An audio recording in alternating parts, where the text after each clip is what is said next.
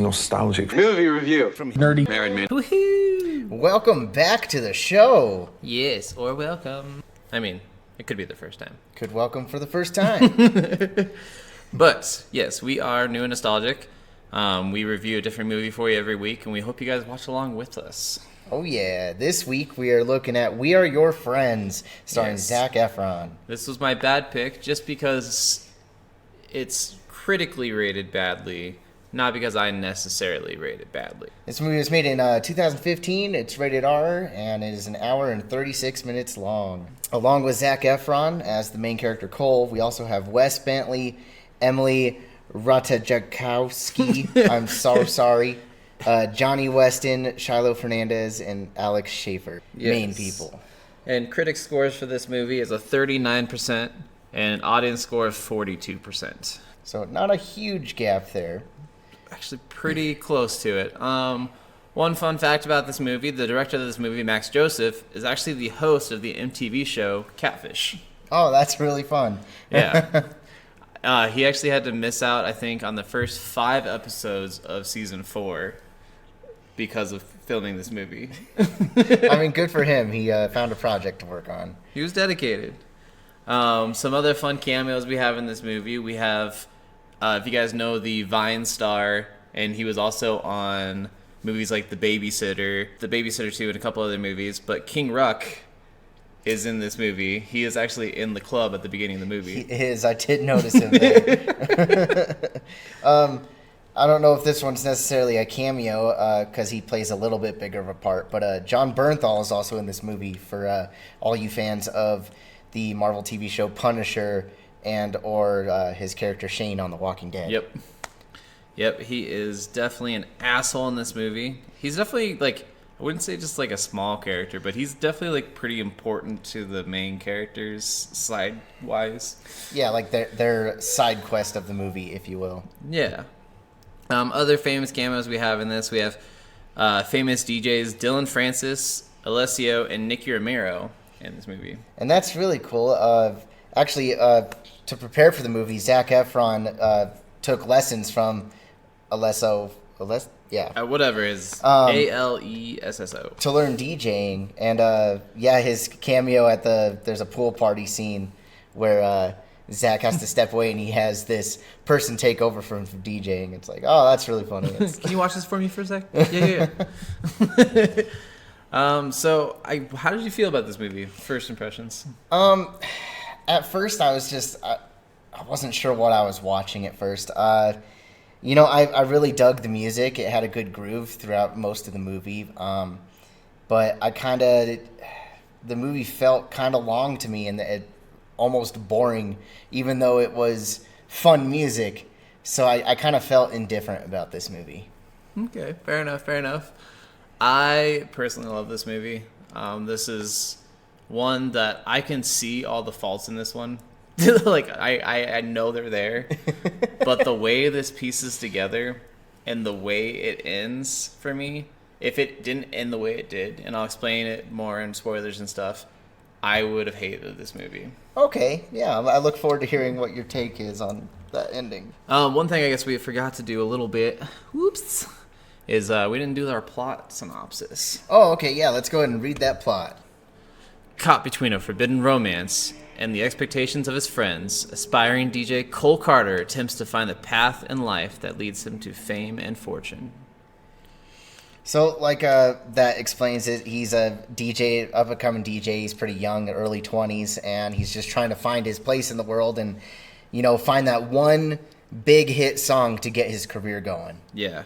I think, if I remember right, one of the things he says throughout the movie is all you need to be a DJ is a small, talent level of knowing a little bit of music, having those life moments, having the little bit of aspiration you need to go for your goal, and just having that one song. Gotta have that one hit, to kickstart your career. And if that one song is strong enough, that one song is real enough. Oh, yeah. It can't just be a one-off by-the-numbers song. It has to, have some feeling, come from the heart. Oh, yeah. Which I can definitely agree with. There's definitely some people out there that had that one song that blew them up. Like, you think about Justin Bieber with Baby. Like, he blew up after that song came out. See, sometimes those big songs kickstart their career and make them even bigger, and then some people only have those, one-off smash hits, and then you don't really hear much else about them, minus a few other things. But the one-hit wonders. Yeah, the one-hit wonders. I guess we can go into our scores for this movie. All right, what would you rate it? So for me, I actually rated this movie an 86. 86. Wow. Okay. Like I said, I love this movie. I've seen this movie probably around 10 times now. I've showed this to lots of different friends and family members. This is a movie for me. I actually showed this to our wedding photographer that we had. Her name was Journey. We were really good friends. And one time I invited her over and watched it, and she said it was one of her top 5 movies of all time after watching it. That's awesome. Good for her. Which, actually, seeing all the reviews, I was like, why is this movie so hated? I mean, there's definitely a lot of highlights within the movie, but as far as my score, I was definitely probably quite a bit lower than you. I'm closer to the audience score. Definitely, probably about I'd say a 52%. Okay. For me. This movie, it just did not hit that chord with me. I dug a lot of things out of the movie, but there were a lot of faults that just pulled me out of the movie, and it just didn't work for me. One of the things I think about this movie is that if you are not into this style of music, if you're not into this particular lifestyle, if you haven't had some of these experiences in your life, then I don't think this movie hits as hard for you. And I mean, that could be true. I mean, I do enjoy EDM quite a bit. It's really fun to listen to, but yeah, it's just something about this movie just is throwing me off. I feel like the people of my friend groups that I showed this to, the people who are actually like people that have gone to raves and stuff, are the people who like this movie, and people who listen to the music are kind of like, it's kind of in the middle of the road, and then people who just hate the music hate the movie. See, yeah, like for me, it wasn't the music; it was more the story that I just. It's slow. Yeah. One of the other really cool things I love about this movie is the end song that he plays, his one song. It is actually played throughout the entire movie. He is building it from the very first scene. You hear a piece of it, and then you'll hear another piece of it, and then you'll hear another piece of it, and then it finally builds up. And this is kind of part of what I was alluding to earlier. One of the things that I absolutely loved about this movie. The building of the song throughout the entire movie, subtly in the background. Oh yeah, just throughout as amazing. he's recording various different things throughout the playtime of the movie. It's really cool how he puts it all together at the end. Yeah. So I guess we will tell you our next week movie, and then we'll go ahead and go into spoilers. So next week we are doing another remake versus original, and this is David's pick for remake versus original. Oh yeah, the 1984 A Nightmare on Elm Street versus the 2010 remake.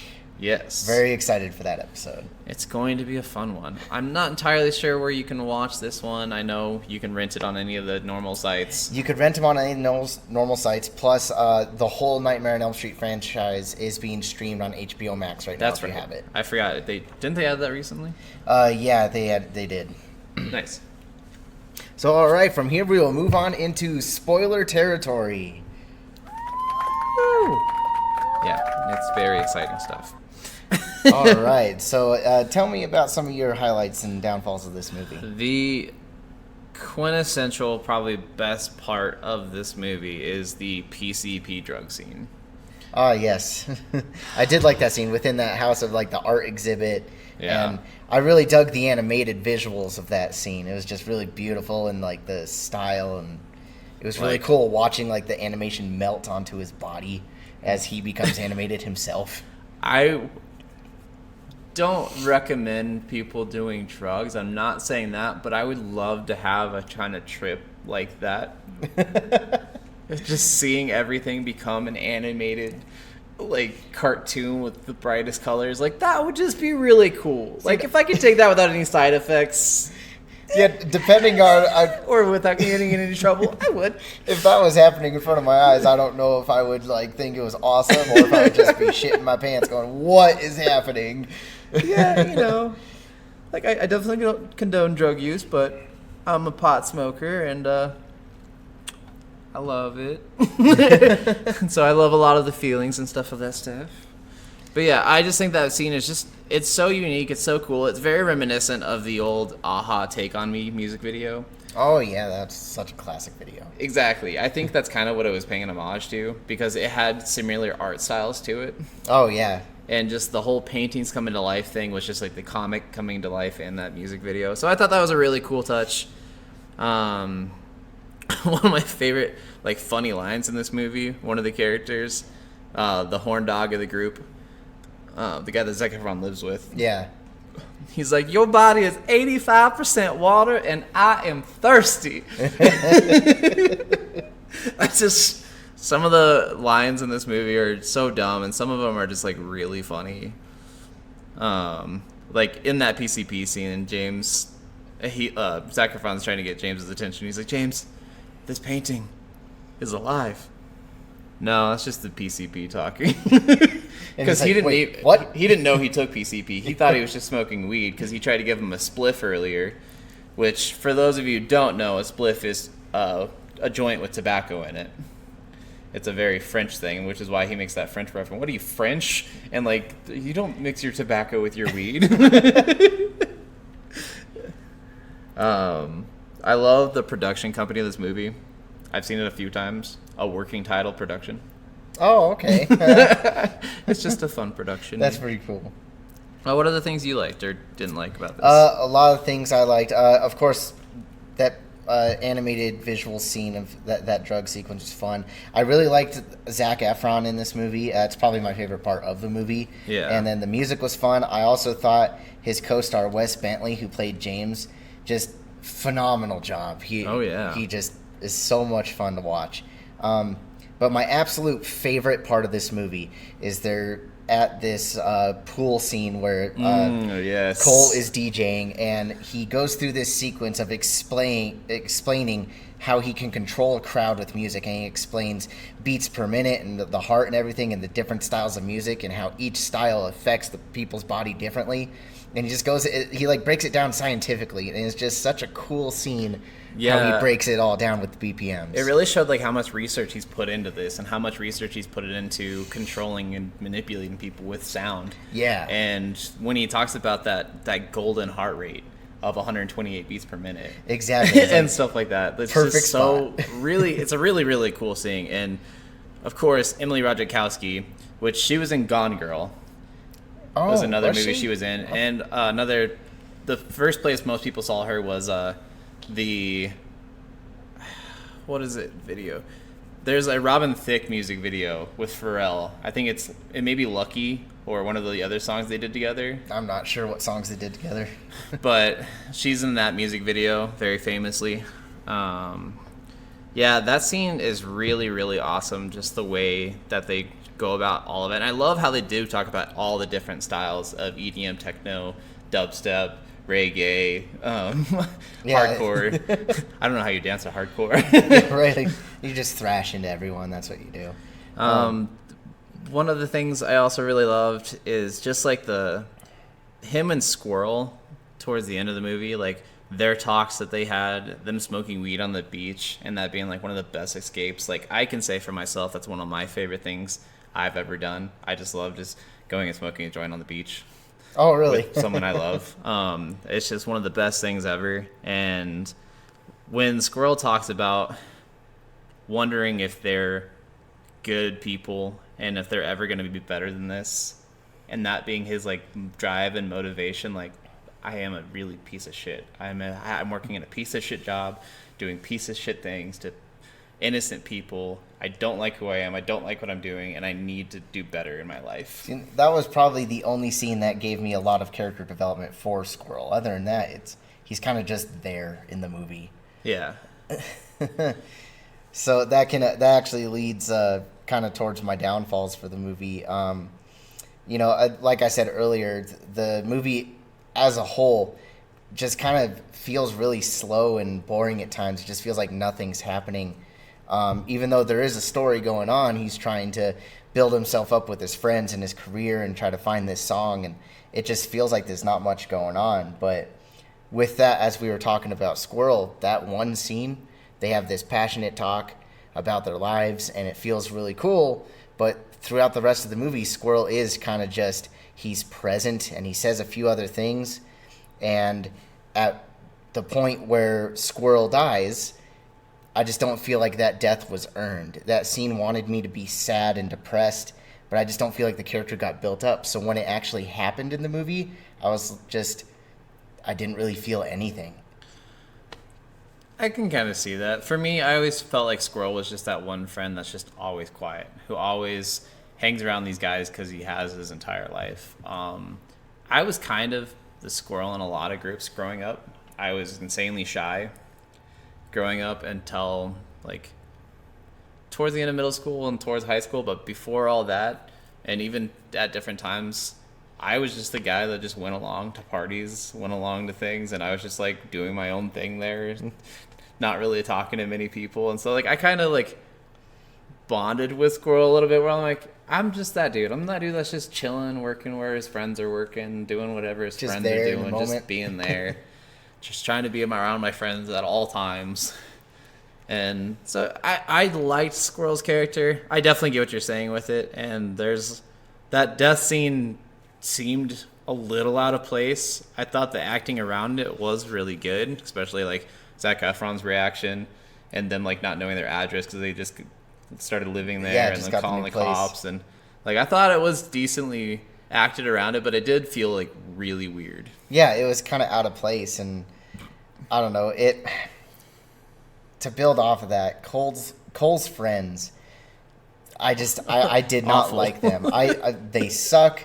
They were holding him back throughout the whole movie. I understand, having friends and, that group that is supporting each other. And throughout the movie, it felt like they were trying to hold him back into doing whatever they wanted to do. And whenever Cole was out trying to build his career and hanging out with Wes Bentley, they were like mad at him, and they just, it wasn't really fun.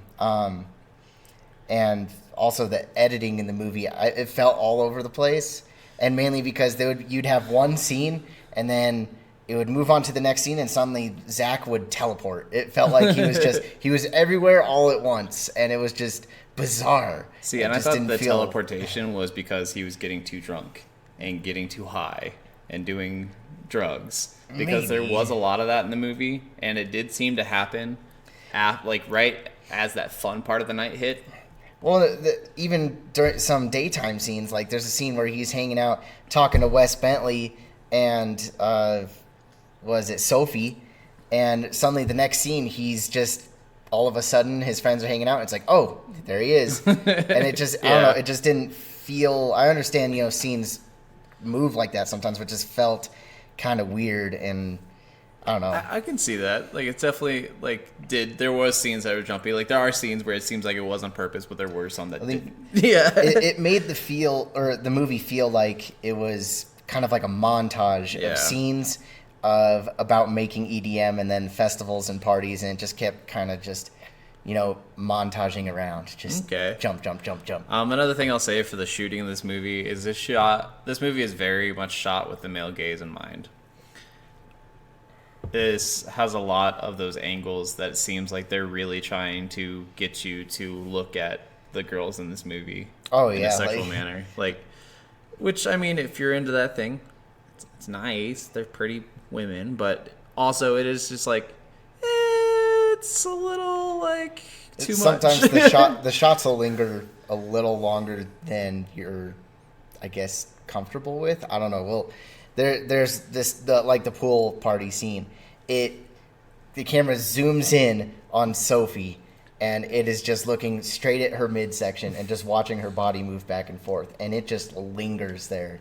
Yeah, which long. He did talk about being able to control that area of her body. With the music. So I mean, it's kind of there. I see what they're going for, but it did just seem like it was just too much sometimes. But it was like almost every time she was on scene, they'd have a moment where the camera's just on her chest or something. Yeah, and it was just, I don't know. It was a weird choice. Let's see. Shane's real estate business in this movie is so fucked up. And I hate that it's probably a real thing that happens in the real world. Oh yeah, trying to kind of take advantage of people that are having problems with their homes and People whose houses are in foreclosure, they'll offer him like $20,000 or $50,000 to take over their house. And then he says like, "Oh, I'll let you rent it for me." And then he just turns around and sells it. Yeah, it's kind of a dirtbag move, and it's a weird business choice, but apparently it was making him a lot of money. Which, I mean, I could see how it does make him a lot of money. You buy a house for $20,000 or $50,000, you sell it for $500,000. That's a huge freaking profit every time. Profit. I do hate that they do have the trope. We already kind of talked about Squirrel dying. The trope of having a friend die to motivate you. That is a trope in a lot of these movies. A lot of these troubled youth movies where they're trying to do something better with their life. Somebody in the group has to die for everyone in the group to move on with their lives, to do better things, and to inspire them. Gotta have that emotional punch to kickstart the rest of the story, right? Yes. One of my nitpicky things in this movie, just because I used to be a roofer, when they're putting on the roof of this house, he's putting in like 20 nails into one shingle. Yeah, he's just in one spot. Just going all the way down it, and it's just so many nails. 6 nails. 6 nails per shingle. You don't need that many. It's so ridiculous, but what a waste. It is. But I really do like, one of the things I loved about this, like we were talking about the building of the song, him using the nail gun as like the clap sound. Yeah. And him using the electrical wire sounds and the helicopter and like all of these different things to make an organic sounding song. I mean, even the breath of him running as a steady beat. I mean, it was really cool. The zipper of the jacket, like the way that they did sound in this movie and the entire soundtrack of this movie is just such a huge highlight. I've listened to the soundtrack so many times, which I will say the one huge downfall of the soundtrack is during the song Cole's Memory, the last song. It doesn't have Zac Efron talking in the soundtrack. That's frustrating. So you don't get to hear "oh yeah, we're going to be better than this." That's like the whole part of the song. Like, that's the meaning of the song. I don't even think it has Squirrel's part in it. I think it just took out all the talking in the song for the soundtrack version. I'm like, no! That's disappointing. It's super disappointing. Because the music was just, it's really good in this movie. Yeah, this movie does really show homage to how songs are made, how people put together, how people use life experiences to put these songs together, and what kind of can motivate someone to make music. Where I can see this as a lot, as this is just something that just really loves their craft. Like, this is such a craft movie for that kind of genre. Like, if you're really, really into that kind of style of wondering what it's like to be a DJ, you might want to watch this movie. Yeah, it could give you some insight, the Hollywoodized version of it. Yeah. Let's see. Is there anything else you didn't like or did like? The last thing I'll talk about is it's kind of a mix. It's both a highlight and a downfall, and it is the ending Summerfest scene, the last song that Cole plays. It was a powerful song, but when I listened to it, I never got that excited feeling of his triumph. It felt a little underwhelming to me. Oh, okay. So it wasn't a bad song, but I was a little underwhelmed by the ending, but then the movie just ended, and I'm like, oh, well, that was it. It's a movie. Fair enough. I love that song. I love that part at the end of the movie. Another thing that I did kind of enjoy was their whole prepping before their night, before the first time they do the club. They do that whole thing where they're going around talking to everyone about the party, and then they're cutting each other's hair, and then they're pre-gaming and manscaping and stuff like that. And as someone who used to live with a bunch of guys, I think we had 6 guys in the house at a time. Oh, wow. And one of the guys was a barber. There were times before we'd go out, he'd cut a couple of our hairs, and we'd take a shot or whatever before going out. Make sure you're ready to go. And I was like, yeah, I'm feeling this. I've had a lot of these experiences. This is kind of nice. I think that's probably, this movie just has a lot of ties to me personally, of a lot of memories that I have, which is why this movie is probably so good to me. All right. Well, do you have any other final thoughts? I don't. Oh, one of the other scenes that I really enjoyed was when Cole is like dealing with all these things and he's struggling with a lot of things and he's going out for this long run. His music dies, like his iPod dies. And that's when he starts actually listening to the world around him. And I thought the cutting of the music in the scene and just having it only hear just the subtle sounds around him was such a cool audio twist to that scene that just made that so amazing, where I'm like, oh, he's got it. He just clicked right there. That's his moment. He figured out what he wants to do. Finding his sound. It is a pretty inspirational moment. Very well done. But yeah, I think that's pretty much everything I have about the movie.